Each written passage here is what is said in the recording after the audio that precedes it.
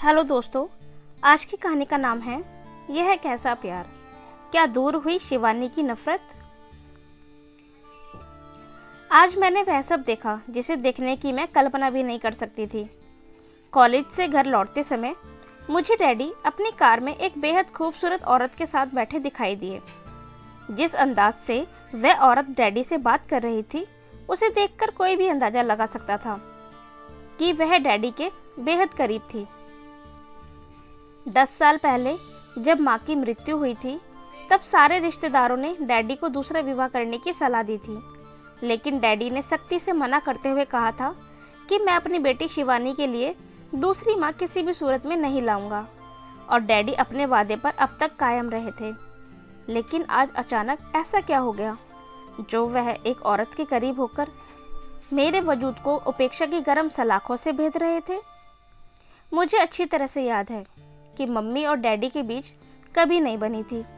Mummy के खानदान के मुकाबले में डैडी के खानदान की हैसियत कम थी, इसीलिए मम्मी बात बात पर अपनी अमीरी के किस्से बयान कर डैडी को मानसिक पीड़ा पहुंचाया करती थी।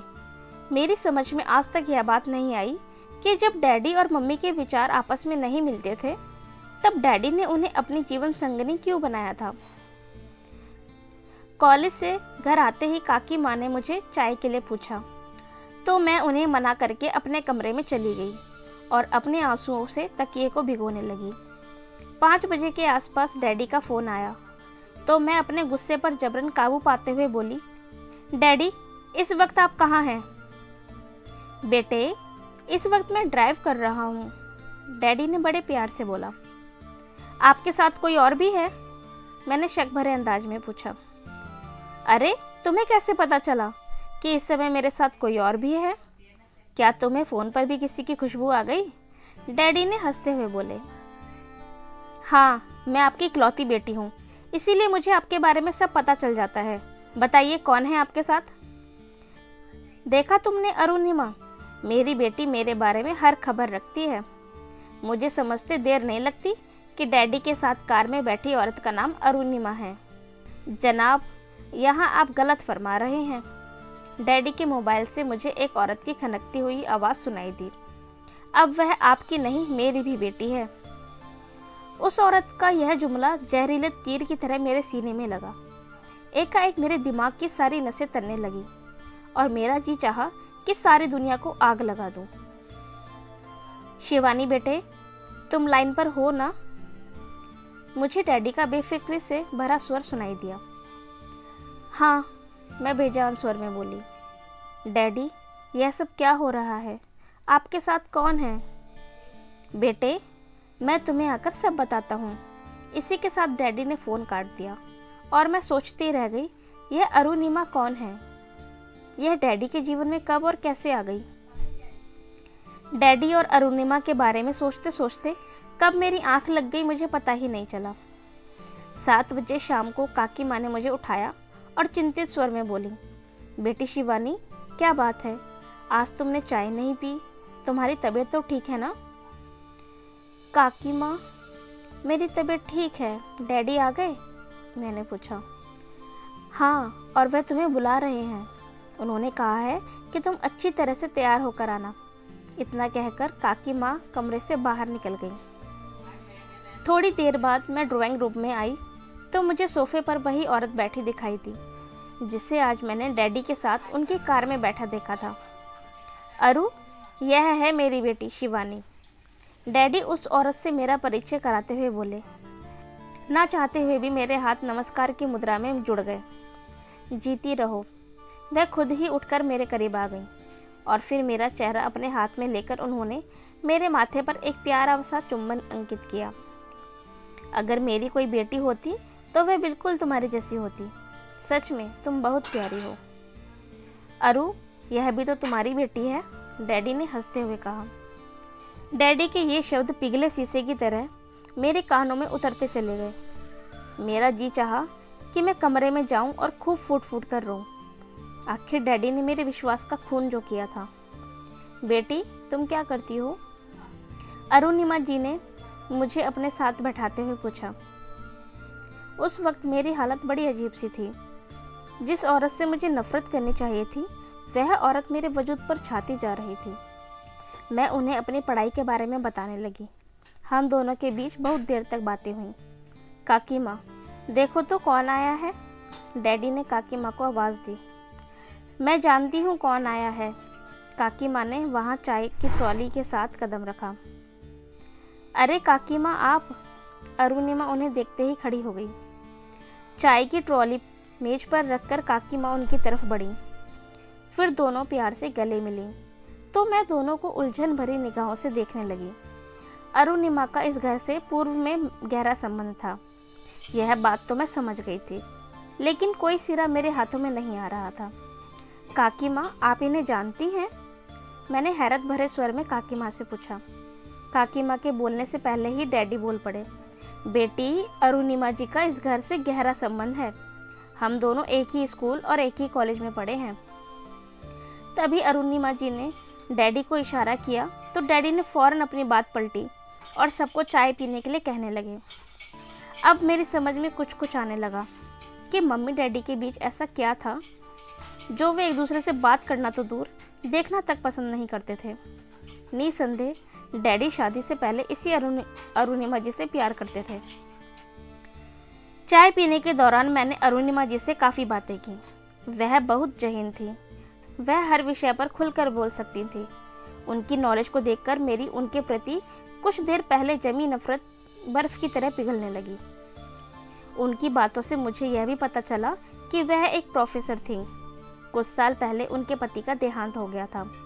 उनका अपना कहने को इकलौता बेटा नितिन था, जो बिजनेस के सिलसिले में कुछ दिनों के लिए लंदन गया हुआ था। रात का डिनर करने के बाद जब अरुणिमा गई तो मैं अपने कमरे में आ गई। मैंने कहीं पढ़ा था कि कुछ औरतों की भ्रुकुटियों में संसार भर की राजनीति की लिपि होती है। जब उनकी पलकें झुक जाती हैं तो ना जाने कितने सिंहासन उठ जाते हैं, और जब उनकी पलकें उठती हैं तो ना जाने कितने राजवंश गौरव से गिर जाते हैं। अरुणिमा जी भी शायद उन्हीं औरतों में से एक थी। तभी तो डैडी ने दूसरी शादी ना करने की जो कसम खाई थी, उससे आज वह तोड़ने के लिए हरगिज तैयार नहीं होते। मैं बिल्कुल नहीं चाहती कि इस उम्र में डैडी अरुणिमा जी से शादी करके दिन दुनिया की नज़रों में उपहास का पात्र बने। सुबह टेलीफोन की घंटी से मेरी आंख खुली। मैंने फ़ोन उठाया तो मुझे अरुणिमा जी की मधुर आवाज़ सुनाई दी। स्वीट बेबी, मैंने तुम्हें डिस्टर्ब तो नहीं किया? नहीं आंटी, मैं ज़रा संभल कर बोली। आज मेरे कॉलेज की छुट्टी थी, इसीलिए मैं देर तक सोने का मज़ा लेना चाह रही थी। इसका मतलब मैंने तुम्हारी नींद में खलल डाला। सॉरी बेटे। नहीं आंटी जी, ऐसी कोई बात नहीं है। कहिए, कैसे याद किया? आज तुम्हारी छुट्टी है, तुम मेरे घर आ जाओ, हम खूब बातें करेंगे। सच कहूँ तो बेटे, कल तुमसे बात करके बहुत अच्छा लगा था, लेकिन आंटी डैडी की इजाज़त के बिना।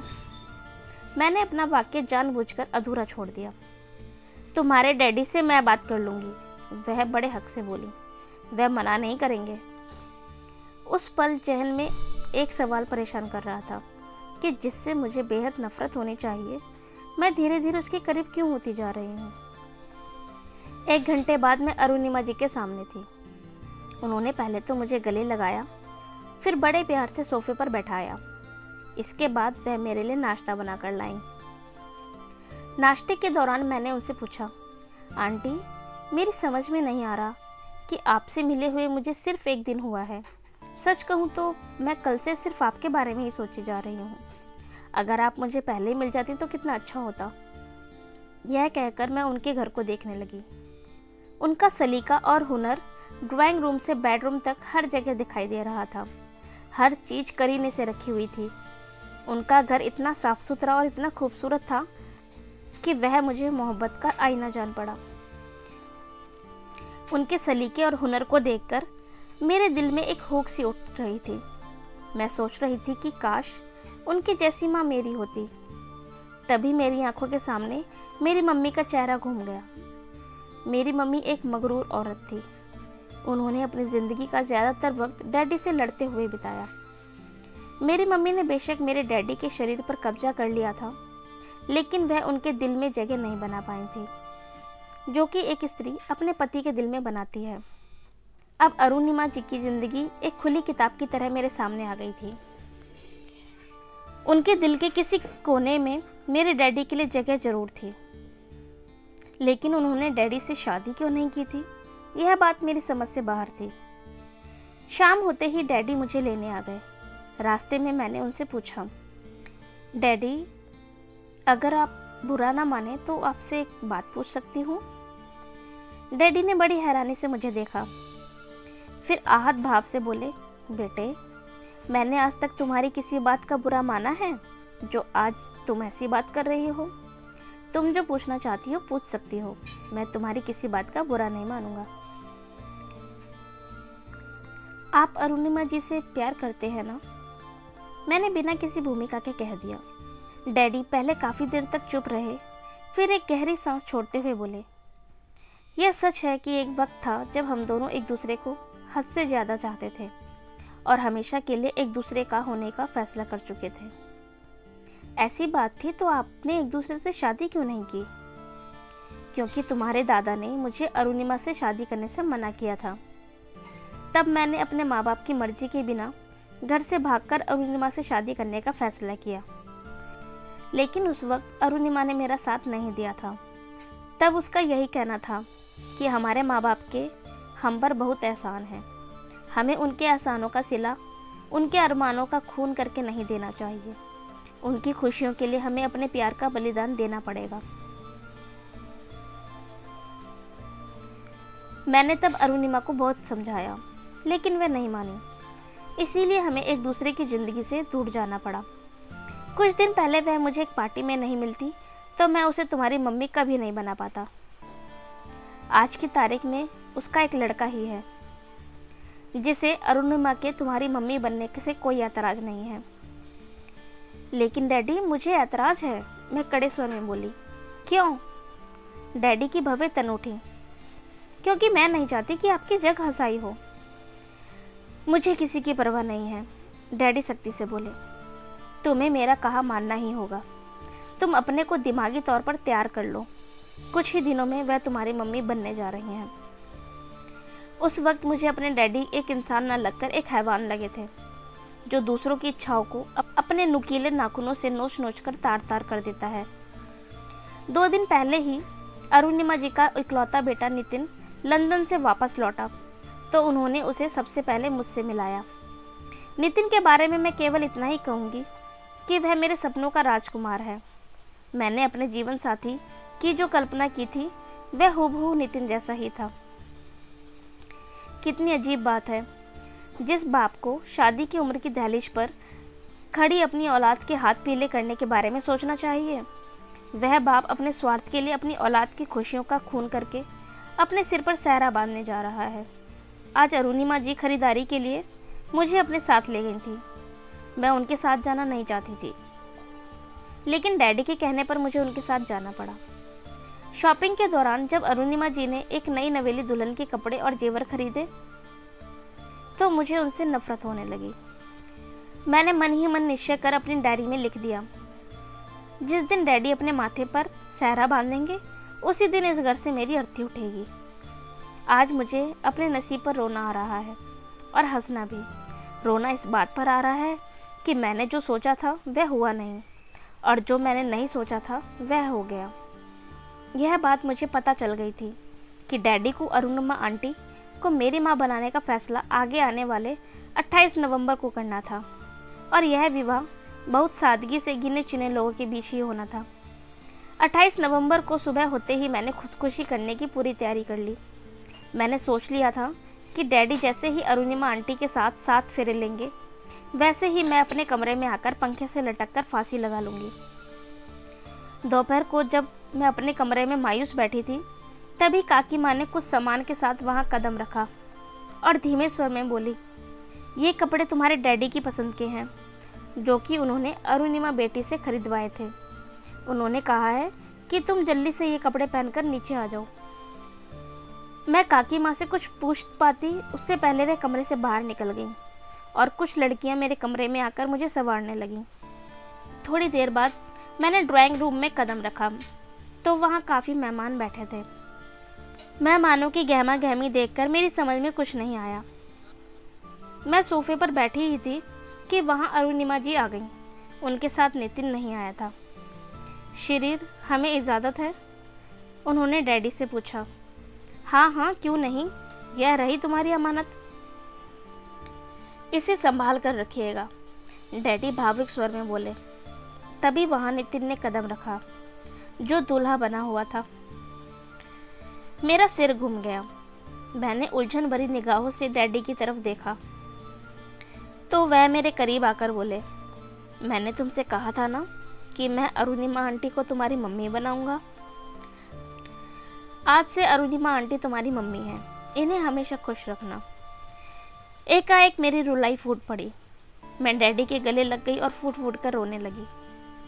इसके बाद पवित्र अग्नि के 7 फेरे लेकर मैं नितिन की हमसफर और अरुणिमा जी की बेटी बन गई। दोस्तों, आज की कहानी आपको कैसी लगी हमें कमेंट में ज़रूर बताएं और हमारे चैनल को सब्सक्राइब जरूर करें। Thank you for listening.